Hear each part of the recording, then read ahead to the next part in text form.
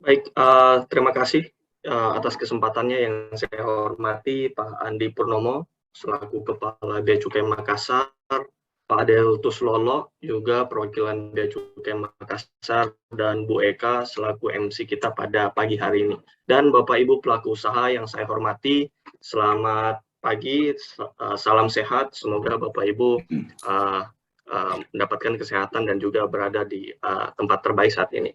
Nah, Bapak Ibu yang saya hormati, topik yang akan saya bahas pada hari ini cukup singkat sebetulnya, yaitu memanfaatkan salah satu strategi promosi, khususnya memanfaatkan jasa pelayanan yang diberikan oleh ITPC yang ada di luar sana. ITPC adalah singkatan dari Indonesia Trade Promotion Center atau Pusat Promosi Perdagangan Indonesia, yang bisa disebut salah satu sebagai perwakilan perdagangan Republik Indonesia yang ada di luar sana. Nah, perwakilan perdagangan RI di luar negeri sebetulnya kurang lebih ada 45 perwakilan, Bapak Ibu. Nah, terdiri dari berbagai bentuk organisasinya, ada yang berbentuk atas perdagangan selaku menempel di KBRI yang ada di luar negeri, ada juga ITPC, lembaga promosi khusus, ada juga konsul perdagangan ya, yang menempel di KJRI, khususnya di KJRI Hong Kong, ada juga Kamar Dagang Ekonomi Indonesia di Taipei, Taiwan, dan ada juga satu dubes WTO sebagai perwakilan diplomatik di WTO ya, di Swiss. Nah, kalau kita lihat peta pada perwakilan perdagangan RI di luar negeri, kita bisa lihat yang warna biru itu kurang lebih adalah perwakilan perdagangan ITPC, sedangkan yang merah itu perwakilan dari atas perdagangan, Konsuldak, KDI, dan Dubes WTO. Jadi, pada umumnya, ITPC ataupun perwakilan perdagangan itu berlokasi di pasar-pasar utama atau negara tujuan ekspor utama dari Indonesia, baik itu tradisional ataupun non-tradisional yang ingin dikembangkan oleh Kementerian Perdagangan atau Pemerintah Republik Indonesia. Contohnya ada di Chile, contohnya ada juga di Brasil, ada di Meksiko, ada di Johannesburg, Afrika Selatan, dan lain-lain. Tentu yang paling populer salah satunya ada di India, Chennai, Dubai, Jeddah, ya. Ada juga di Osaka, Jepang, ada juga di Shanghai selaku perwakilan perdagangan di Republik Rakyat Tiongkok. Nah, pada umumnya ITPC itu berlokasi di port-port perdagangan utama yang ada di negara tujuan ekspor kita. Jadi kalau misalnya di Seoul, Korea Selatan, atau di Korsel, port perdagangan utamanya itu berlokasi di Busan. Jadi kadang-kadang ITPC-nya atau memang lebih strategis, karena biasanya yang berlokasi di ibu kota itu lebih kepada KBRI atau atas perdagangan selaku perwakilan diplomatik RI, ya, khususnya seperti itu. Nah, perwakilan perdagangan kita itu adalah perwakilan diplomatik atau perwakilan tertentu yang melakukan urusan perdagangan, antara lain diplomasi, promosi, market intelligence di satu wilayah kerja atau lebih. Jadi pada umumnya ITPC ataupun perwakilan perdagangan lainnya itu memiliki skop di daerahnya masing-masing, ya. Jadi ITPC Dubai mengawasi daerah Dubai dan juga United Emirat Arab pada umumnya, dan lain-lain sebagainya. Nah, pada topik kali ini yang akan kita bahas secara spesifik adalah perwakilan perdagangan ITPC yang paling terakhir, Indonesia Trade Promotion Center. Nah, ITPC sendiri ini memiliki fungsi yang lebih strategik, lebih kepada business consultancy services dibandingkan lebih kepada perwakilan diplomatik yang melakukan diplomasi kenegaraan untuk mengembangkan hubungan ekonomi antara kedua negara. Tentu ITPC bisa melakukan itu juga, tapi tugas seperti itu lebih dilaksanakan kepada perwakilan perdagangan RI yang memiliki status diplomatik. Contohnya atas perdagangan atau fungsi ekonomi KJRI, konsul perdagangan, dan lain-lain sebagainya. Nah, fungsi dan tugas utama ITPC pada dasarnya bisa kita katakan lebih kepada mempromosikan produk Indonesia secara strategik, turun ke pasar, terjun ke pelaku usaha langsung, potensial importer, dan melakukan promosi secara aktif.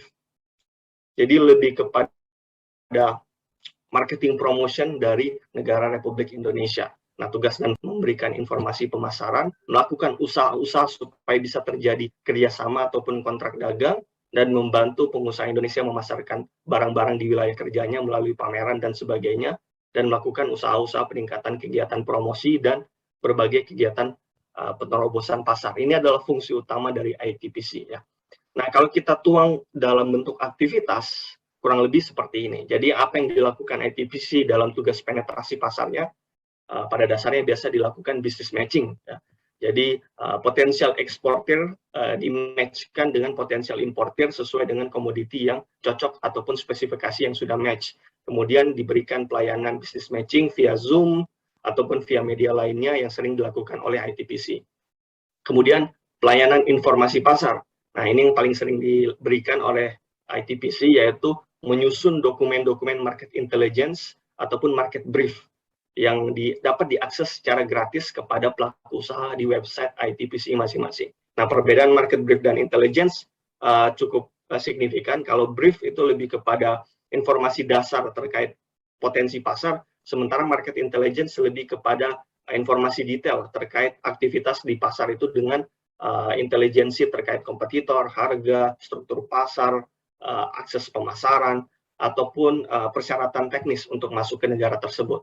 Jadi biasanya market intelligence lebih dalam pembahasannya untuk beberapa komoditi. Kemudian promosi ekspor juga biasa dilakukan ITPC, berpartisipasi pada pameran internasional, ataupun mengundang pelaku usaha untuk mengikuti pameran-pameran. Dan pada umumnya ITPC mencantumkan pameran-pameran utama yang ada di negaranya. Nah, ini yang perlu dicatat baik-baik pada saat Bapak Ibu pelaku usaha membuka website ITPC untuk mencatat pameran-pameran yang direkomendasikan oleh ITPC, karena itu bisa meminimalisir resiko kesalahan mengikuti pameran perdagangan.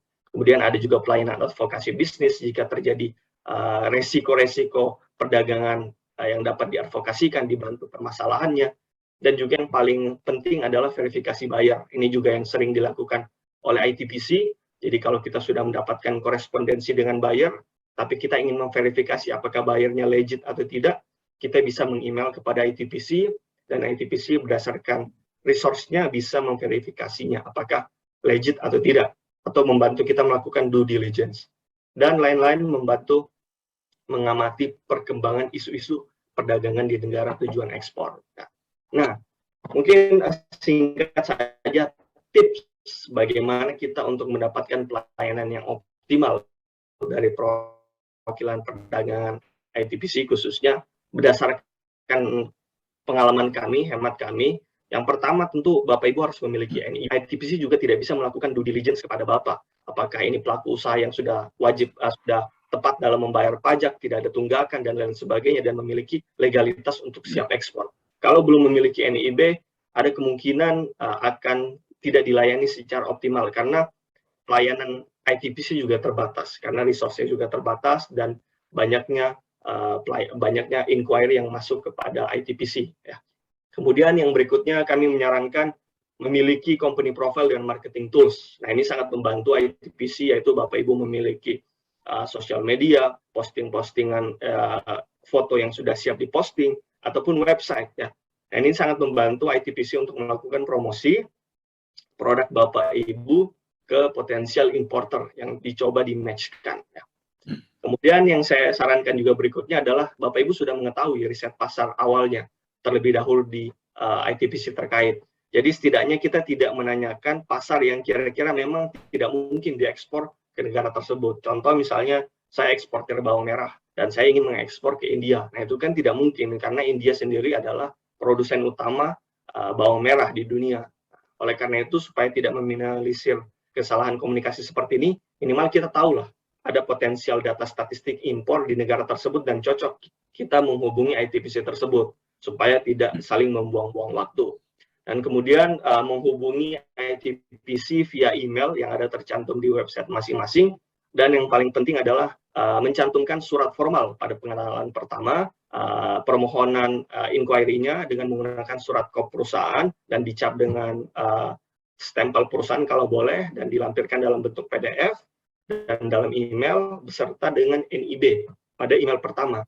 Karena pada email pertama, ITPC akan melakukan due diligence kepada Bapak Ibu yang menghubungi mereka, apakah perusahaan ini bonafit atau hanya coba-coba.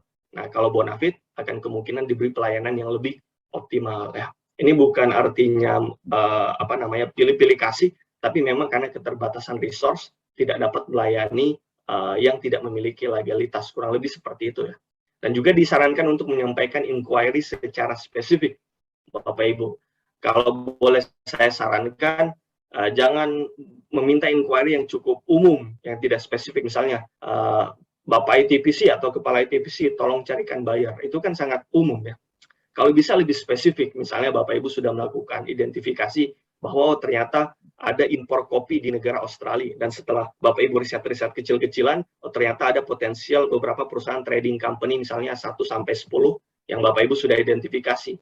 Mungkin pertanyaan ini bisa lebih spesifik, misalnya Kepala ITPC, setelah kami mengidentifikasi potensial trader company di komoditi kopi di Australia, kami mendapatkan 10 perusahaan ini, apakah memungkinkan jika kami dapat diperkenalkan atau dihubungkan dengan salah satu di antara 10 perusahaan tersebut. Nah, itu akan lebih beneficial kepada dua belah pihak dan lebih spesifik dan lain-lain. Tentu juga kalau kita meminta inquiry verifikasi buyer, sebaiknya sangat detail informasinya, misalnya draft sales kontraknya, draft korespondensinya, kemudian spesifikasi produknya, kartu nama potensial buyernya, itu semua harus dicantumkan dengan sedetail-detailnya, dan juga nomor telepon bayarnya kepada ITPC agar mereka dapat melakukan pengecekan baik secara fisik ataupun di perusahaan-perusahaan di negara-negara terkait. Ya. Itu mungkin beberapa tips singkat dari kami, nanti bisa dilanjutkan dari diskusi lebih lanjut, dan kami harap Bapak Ibu tetap semangat dalam melakukan strategi promosi, dan ingat kuncinya tidak boleh hanya mengandalkan satu strategi promosi, misalnya hanya mengandalkan via promosi ITPC. Masih banyak strategi promosi lainnya yang harus kita lakukan semuanya agar lebih efektif strategi promosinya, seperti website dan lain-lain sebagainya. Terima kasih, salam sehat selalu dan selamat siang. Assalamualaikum warahmatullahi wabarakatuh. Baik, luar biasa sekali materi yang sudah disampaikan oleh Bapak Bram Al-Haki. Terima kasih banyak Bapak atas materi yang sudah disampaikan.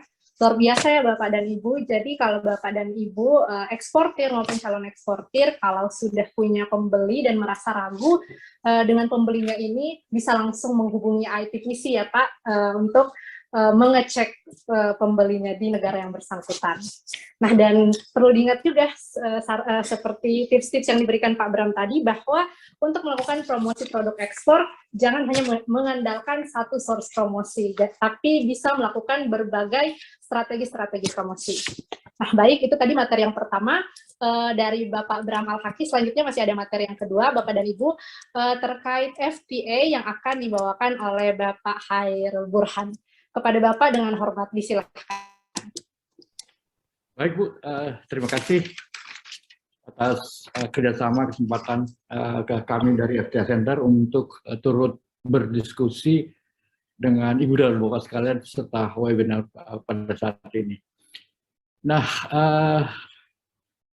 tak lupa saya mengucapkan terima kasih kepada Pak Adi Purnomo, kemudian Pak Adelatus dan Ibu Eka ya, yang memandu acara pada pagi hari ini ya.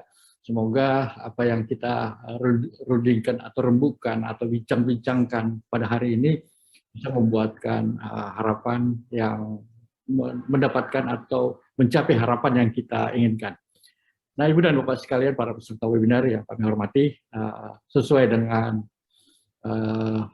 tema yang saya akan sampaikan pada saat ini untuk kita rembukan, diskusikan masing-masing yang free trade agreement. Nah, sesungguhnya kita bicara persoalan free trade agreement, kita memerlukan banyak waktu ya. Namun pada saat ini saya akan mencoba memberikan kisi-kisi utama saja, dan insya Allah nanti jika ada Ibu dan Bapak sekalian yang akan mengembangkan lebih lanjut, kita akan diskusi atau konsultasi detail lebih berikutnya. Nah, Ibu dan Bapak sekalian, saya izin untuk share screen.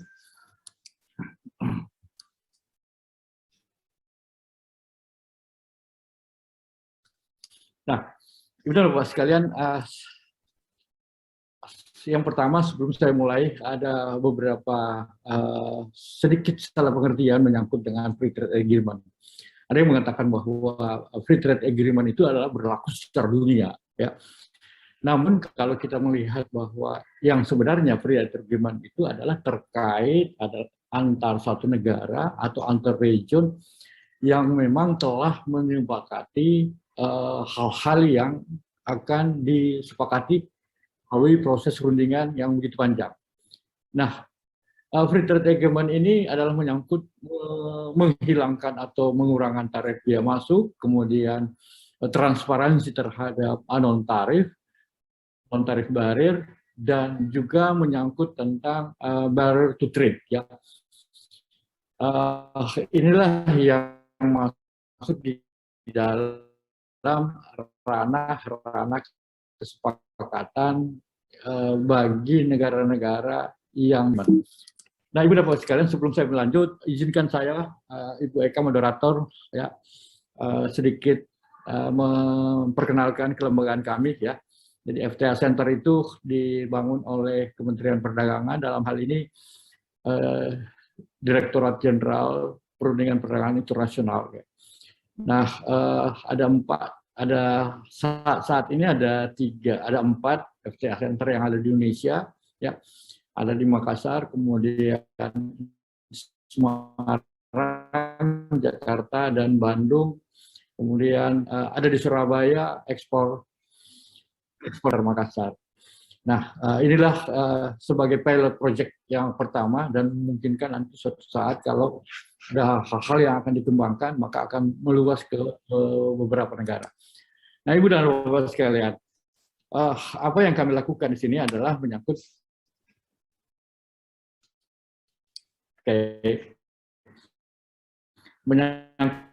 tentang pemberian jasa. Jasa yang kami berikan di sini adalah jasa layanan informasi, tentunya terkait dengan jasa informasi ekspor. Kemudian kita juga melakukan jasa edukasi, kemudian jasa layanan konsultasi, jasa layanan pelatihan, kemudian pendampingan ekspor, dan jasa advokasi.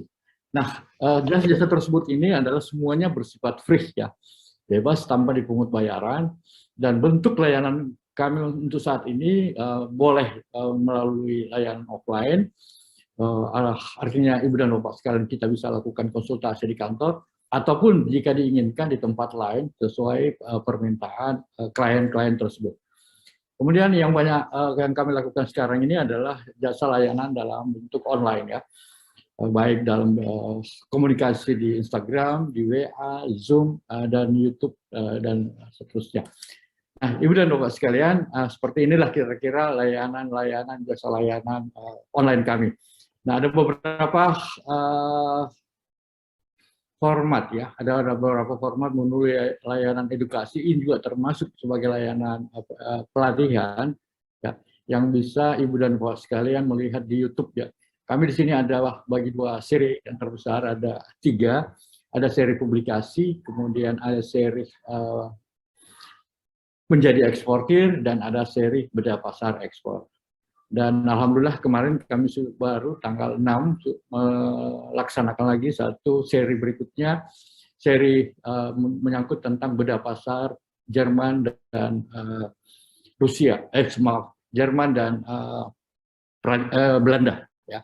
Nah, insya Allah nanti untuk seri bedah pasar nanti tanggal 21 September kami akan buat lagi seri bedah pasar ekspor tujuan Perancis dan Italia, dan menyusul nanti seri bedah pasar ekspor masih tetap dalam ruang Eropa, Rusia, dan Spanyol. Nah, untuk seri bedah pasar terakhir ini kami mengambil topik Road to Indonesia Euro SEPA. Kita tahu persis bahwa kedua negara tersebut, kedua perwakilan negara tersebut sementara melakukan perundingan dan ditargetkan disepakati bahwa perjanjian perdagangan internasional antara Indonesia Euro dalam bentuk SEPA akan berakhir pada akhir atau Desember tahun 2021 ini, dan kalau memang insya Allah kalau itu memang diizinkan oleh Allah terlaksana, maka tahun 2022 masuk di dalam fase berikutnya adalah ratifikasi dalam peraturan atau perundang-undangan antara kedua belah pihak yang melakukan perjanjian tersebut. Nah, Ibu dan Bapak sekalian, ini kira-kira yang model pelayanan kami, dan Ibu dan Bapak sekalian boleh melihat di YouTube kami. Dan misalnya jika Ibu dan Bapak sekalian ada hal-hal yang belum dipahami ketika menonton salah satu edukasi atau publikasi kami tersebut, Ibu dan Bapak sekalian silakan mengisi di dalam komen YouTube tersebut. Nah, baik Ibu dan Bapak sekalian, ini adalah jasa konsultasi kami secara offline ya. Kita bisa buka di kantor. Kemudian ini jasa komunikasi kita, jasa konsultasi via Instagram ya. Nah, biasanya dari Instagram ini kita lakukan komunikasi, akan muncul lagi komunikasi secara intensitas, tapi kita tidak menggunakan lagi Instagram, tapi boleh jadi bertemu di kantor, atau boleh jadi kita lakukan konsultasi atau komunikasi berikutnya melalui Zoom atau by phone dan seterusnya. Nah, kemudian seperti inilah model media pelayanan konsultasi kita, ya.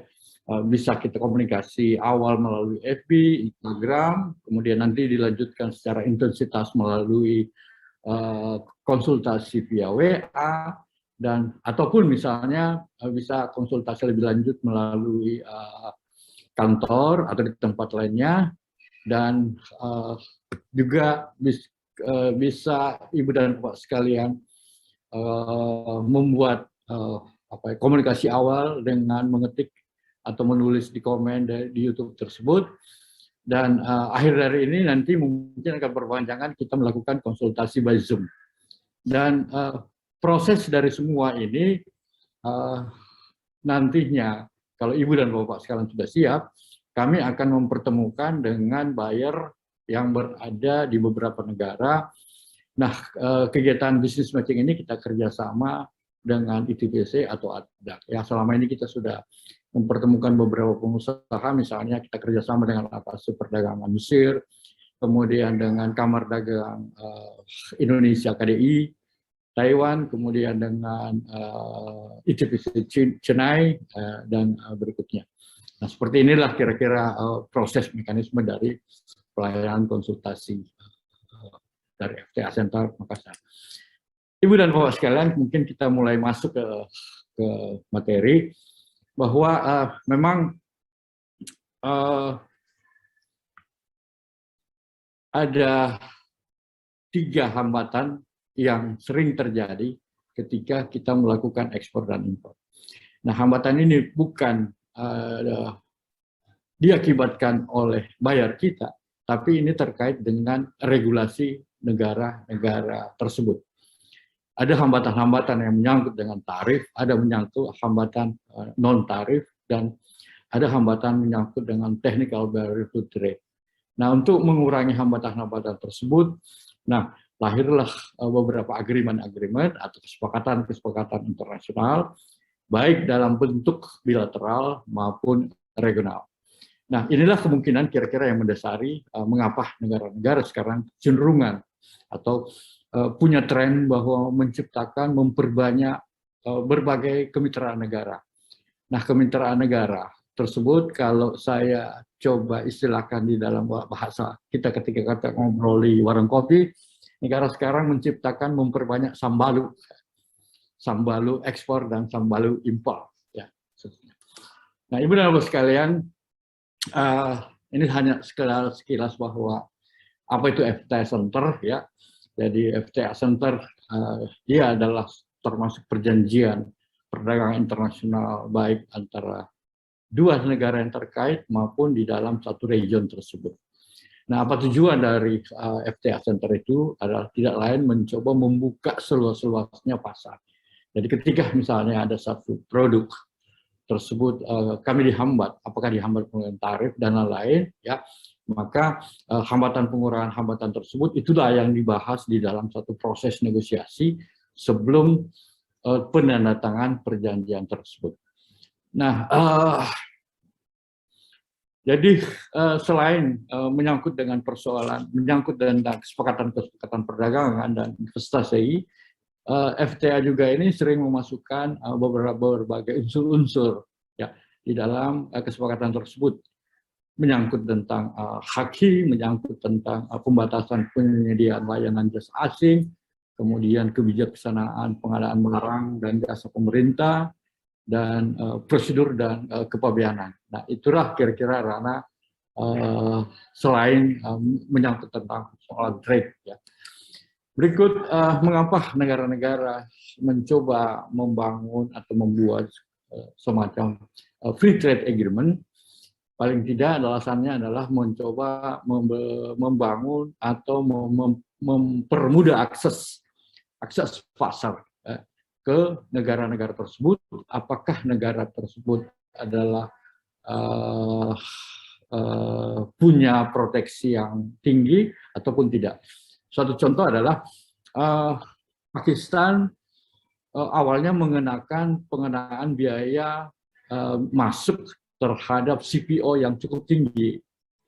Ini regulasi dari pemerintah, regulasi perutinya. Nah, dalam situasi tersebut maka yang paling banyak masuk CPO yang masuk adalah dari Malaysia. Mengapa? Karena Malaysia saat itu sudah punya agreement FTA antara Malaysia dengan Pakistan. Nah, oleh karena itu Indonesia melakukan negosiasi dan sudah ada sekarang sehingga market CPO di Pakistan tersebut Indonesia sekarang sebagai leader pemasuknya ya, bukan lagi Malaysia. Jadi mengurangi inilah memberikan akses baru ya terhadap produk tersebut. Kemudian ya paling tidak akselerasi atau intensitas pertukaran dagang antara dua negara yang terlibat dalam satu FTA tersebut ya tentunya akan berpengaruh terhadap peningkatan pergerakan ekonomi di negara tersebut yang pada akhirnya akan berpengaruh terhadap produknya akan meningkat, kemudian aksesnya, kemudian dan secara akhirnya akan berpengaruh terhadap produk domestik atau pendapatan per kapita dari suatu negara tersebut. Kemudian juga ini akan meningkatkan kompetensi usaha ya, sehingga akan muncul inovasi-inovasi dan kreativitas baru di dalam rangka masuk dalam arena kompetitif dari perusahaan tersebut. Kemudian yang tentunya adalah memberikan akses bahan baku yang lebih murah. Murah ini bukan berarti kita menjual dalam keadaan rugi, tapi murah akibat karena pengurangan biaya masuk dari negara-negara tersebut. Dan yang lain juga akan terbukanya investasi baru. Katakanlah misalnya begini, Indonesia atau kalau misalnya Indonesia sudah memiliki mitra FTA yang begitu banyak, maka tentunya ada pemilik modal atau industri-industri dari luar Indonesia ya menempatkan industrinya di Indonesia dalam rangka ketika dia akan mengekspor, dia memanfaatkan FTA atau dia akan memanfaatkan negara tujuan ekspor tersebut di mana Indonesia telah menandatangani kesepakatan. Nah, ada beberapa kira-kira kerangka-kerangka kesepakatan di dalam FTA tersebut. Yang pertama adalah dalam bentuk Comprehensive Economic Partnership Agreement. Ini kesepakatannya sangat luas, ya, tidak terpaut dengan persoalan perdagangan saja, apakah tarif, non-tarif barir, atau trade barrier to trade. Tapi pengamannya lebih luas. Dia bisa menyangkut tentang kapabilitas, pertukaran tenaga kerja, kemudian akses yang lain sampai dengan persoalan investasi, pariwisata. Ini lebih luas. Nah, Indonesia saat ini khusus untuk bilateral kecenderungan melakukan perjanjian dalam bentuk SEPA. Ya. Berikutnya adalah kesepakatan dalam FTA. Ya. FTA ini sedikit di bawah, ya, luasnya di bawah dari kesepakatan SEPA tersebut ya. Oke. Jadi ada 3 kira-kira tujuan ketika perjanjian dengan SEPA tersebut. Tujuannya adalah paling tidak peningkatan penetrasi pasar, kemudian pertimbangan kepentingan di dalam bersaing ya, khususnya menyangkut tentang kesepakatan standarisasi ya, standarisasi sesuai dengan standar-standar yang disepakati antar kedua negara tersebut. Kemudian juga berfokus terhadap prinsip saling menguntungkan. Tentunya berfokus kepada memaksimalkan potensi perdagangan dan jasa-jasa unggulan terhadap kedua negara tersebut di dalam kesepakatan FTA. Dan yang terakhir adalah PTA, Preferensi Trade Agreement, ini yang sangat sempit, ya, hanya kesepakatannya menyangkut perdagangan ekspor dan impor saja. Dan cakupan tarif yang disepakati ini tidak akan banyak. Ya. Contoh misalnya kita dengan Pakistan itu tidak sampai 200 jenis HS yang disepakati, ya. cakupan produknya dan lain-lain. Nah, inilah kira-kira 3 bentuk ya model perjanjian internasional. Ya. Kemudian bagaimana syarat memanfaatkan perjanjian tersebut? Nah, di dalam agreement yang disepakati, ya, tentunya di situ sudah tercantum ada 4 poin. Ya. Yang pertama adalah produk coverage-nya. Apakah barang tersebut, apakah barang yang kami akan ekspor masuk di dalam skema perjanjian tersebut? Nah, ketika ada barang tersebut katakanlah masuk, maka kita akan melihat lagi seberapa besar pemotongan tarif dia masuk akibat dari kesepakatan tersebut, ya. Dan untuk memanfaatkan produk tersebut, ya, dengan ada pemotongan atau penghilangan tarif, apa sih persyaratan-persyaratan yang harus dimiliki, ya. Dan yang terakhir adalah ketika kita sudah memenuhi semua persyaratan atau rule origin tersebut, maka dibutuhkan satu sertifikat namanya Certificate of Origin. Nah, Ibu dan Bapak sekalian, dan produk coverage, kemudian beberapa pemotongan tarif tersebut dan rule origin tersebut, ini secara transparansi bisa dibuka. Nah, Ibu dan Bapak sekalian bisa akan masuk, katakanlah misalnya kita mau mengetahui tentang A3, kita bisa masuk di website dari Kementerian Perdagangan, khususnya menyangkut eska.kemendak.id. Di situ ada peraturan. Nah, di dalam kamar peraturan di web ESKA Kemendak tersebut, ini sudah kita bisa lihat semua. Produknya apa, kemudian seberapa besar tarifnya, dan bagaimana persyaratannya.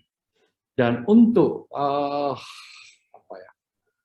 khusus mengenai pemotongan atau penghilangan tarif biaya masuk, di samping kita masuk di web ESKA tersebut, juga bisa kita masuk ke web custom negara masing-masing.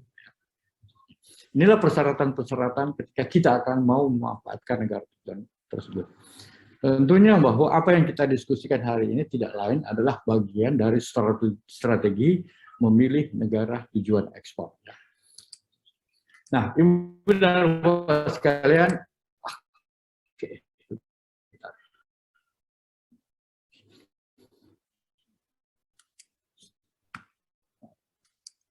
nah, kira-kira ini manfaatnya. Pertanyaan berikutnya, kapan kita mengetahui informasi tentang fasilitas kemudahan yang ada di FTA? Nah, saran saya adalah ketika misalnya kita sudah menentukan negara tujuan ekspor tersebut, dan kita mengetahui bahwa Indonesia, katakanlah kita mau masuk ke India, punya kesepakatan tersebut, ya, maka sebelum kita melakukan negosiasi tawar-menawar, kita sudah mengetahui preferensi tarif tersebut. Ya. Apa artinya? Ya, mungkin ya, produk tersebut kita, ya, kan intinya begini, maaf, harga yang akan dibayar oleh importir adalah harga tersebut, ya, mulai dari harga yang diterima oleh eksportir, tambah dengan beberapa logistik cost, tambah dengan dokumen-dokumen, cost of dokumen, ya, biaya-biaya dokumen, dan ditambah dengan berapa besar biaya masuk, ya, value additional tax, ya, dan pajak-pajak yang lainnya. Sehingga inilah semua menjadi beban daripada importir, ya, di dalam rangka membayar atau di dalam rangka mengimpor barang yang akan diterimanya. Jadi ada beberapa kos. Nah, di mana beradanya FTA tersebut? Kita melihat pada saat barang tersebut akan keluar dari atau akan menuju ke gudang importir. Situ ada suatu kewajiban yang harus dibayar. Kewajiban tersebut adalah berapa besar biaya masuknya, kemudian berapa besar value additional tax-nya atau dalam hal PPN-nya, dan seterusnya. Nah, ketika misalnya produk tersebut kita mengetahui bahwa tarif normal tarifnya atau tarif MNF-nya adalah 10%, akibat dari adanya agreement, ada penurunan tarif 5%, maka kita punya posisi tawar harga yang cukup bagus dibandingkan produk yang sama yang akan diekspor dari negara lain yang tidak menggunakan, yang tidak bermitra dengan dia tersebut. Karena itu ini sebagai ilustrasi, ya, ini sebagai suatu ilustrasi.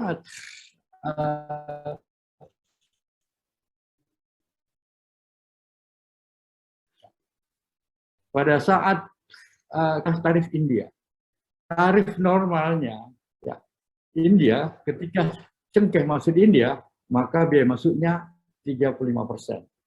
Ya. Kemudian ASEAN punya kesepakatan dengan India, di mana cengkeh masuk di dalam cakupan komoditi yang disepakati. Nah, ketika barang tersebut dari ASEAN, termasuk Indonesia, maka biaya masuknya importer tersebut tidak lagi membayar 35%, tapi 5%. Kemudian yang harus kita lihat lagi bahwa ada negara-negara penghasil cengkeh, misalnya ini adalah dari Madagaskar. Nah, dia sama sekali 0% biaya masuknya. Apa artinya data ini? Bahwa paling tidak kalau kita mau kompetitif masuk di India, ya, minimal harga yang kita tawarkan di bawah sedikit dari harga yang ditawarkan oleh Madagaskar. Ya. Karena di sini ada perbedaan. Contoh berikutnya adalah ke Cina. Ya. Ini menyangkut tentang kopi. Ya. Kopi di Cina, biaya masuknya adalah 8%. MNM 8%.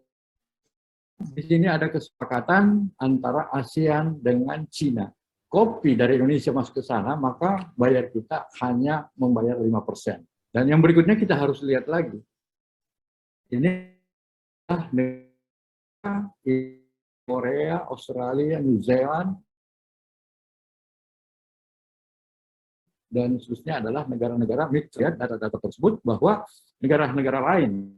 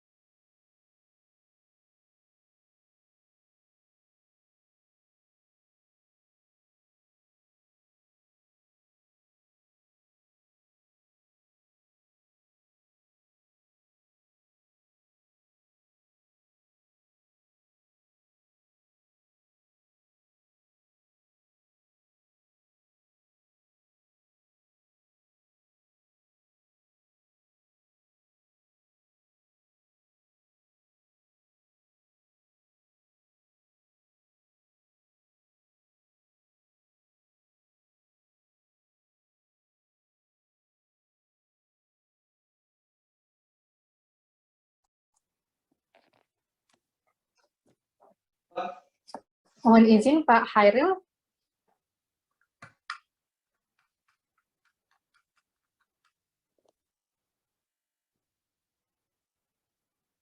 Bisa di-unmute mungkin Pak, mohon izin.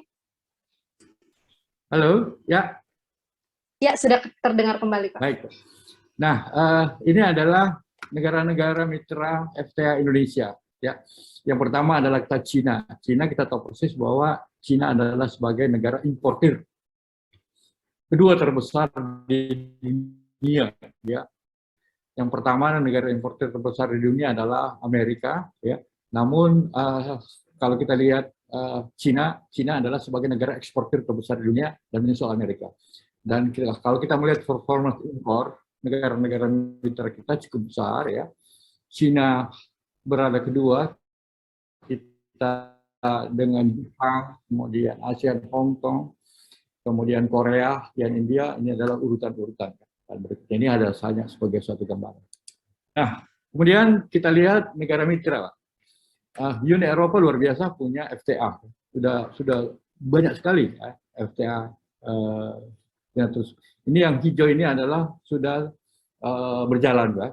Kemudian yang berikutnya ini sudah yang warna berikutnya ini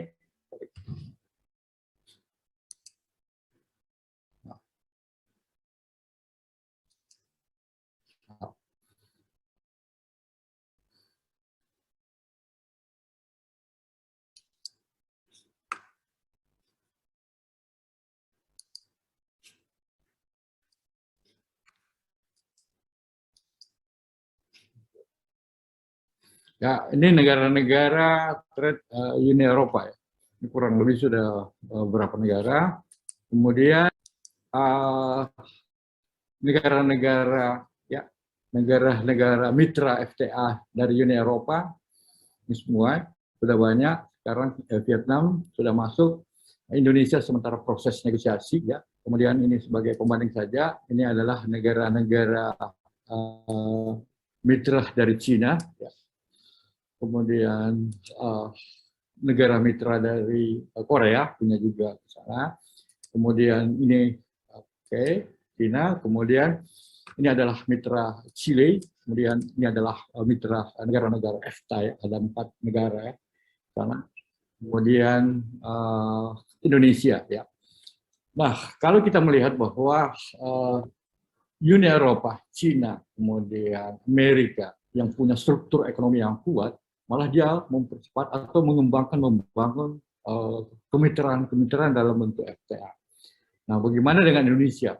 Indonesia terikat dengan sudah punya perjanjian secara regional. Ini terkait dengan ASEAN. Ya, ASEAN sendiri ya dengan punya perjanjian di dalam bentuk perdagangan disebut dengan A3, kemudian ASEAN Cina, ASEAN India, kemudian ASEAN Korea, ya, kemudian ASEAN Jepang, dan seterusnya. Nah, bilateral kita, Indonesia, baru beberapa negara ya, dalam bentuk PTA 1, ya, yang sudah berjalan, yaitu dengan Indonesia Pakistan, kemudian Indonesia Jepang, kemudian Indonesia Chile, kemudian Indonesia Australia. Ini ada 3 kesepakatan yang baru, ya, yang sudah disepakati masuk di dalam proses ratifikasi, ya, di dalam bentuk undang-undang, ya, kedua negara masih dalam proses ratifikasi, ya, ini menyangkut Indonesia EFTA, Indonesia Korea, dan Indonesia Mozambik. Dan sementara masih dalam proses perundingan adalah Indonesia Bangladesh, Indonesia Maroko, kemudian Indonesia Uni Emirat Arab, dan Indonesia Eropa. Ya. Dan sementara dalam proses joint feasibility study antara kedua negara, Indonesia Sri Lanka, Indonesia dengan GCC itu adalah negara-negara penghasil minyak, ya, khususnya di Afrika. Kemudian Indonesia Afrika ini, kemudian Indonesia Nigeria, Indonesia Kenya, Indonesia Taiwan, dan Indonesia Peru, Indonesia Yordan, dan lain. Ini adalah sementara proses joint study. Ada juga yang sudah selesai, masuk di dalam tahap berikutnya adalah masuk ke dalam tahap perundingan. Dan saya pikir itulah secara singkat ya yang saya bisa sampaikan. Mohon maaf jika terlalu cepat, karena sesungguhnya kalau kita mau FTA ini kita butuh waktu yang cukup banyak ya. Kita akan bahas FTA itu by negara karena setiap perjanjian mempunyai karakteristik yang sama. Sekian, Ibu Eka.